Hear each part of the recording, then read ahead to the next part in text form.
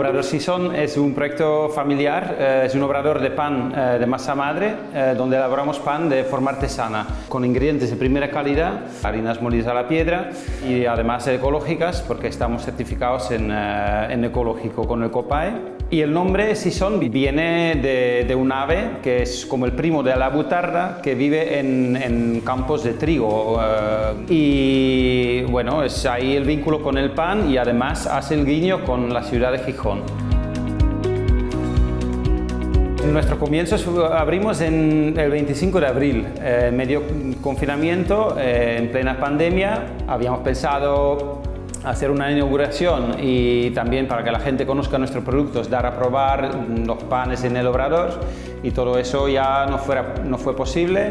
Además, en principio solo podía venir gente del barrio, ya que no se podían desplazar mucho, pero aún así, abriendo en esas circunstancias difíciles, pues la gente nos encontró rápido y la acogida del producto fue muy buena.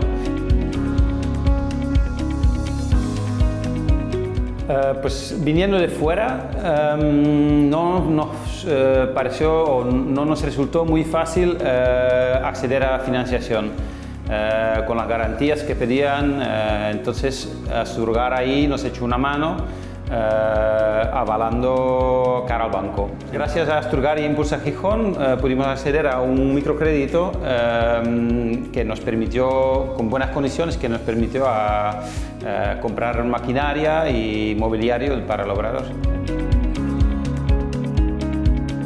Pues los planes para el futuro son, pues esperemos todavía que la gente que nos compre permite crecer un poco más y bueno, igual poder contratar a algunas personas más para el obrador y bueno, seguir haciendo un pan muy bueno, muy saludable y además con respeto para el medio ambiente y ecológico y bueno, así de forma artesana.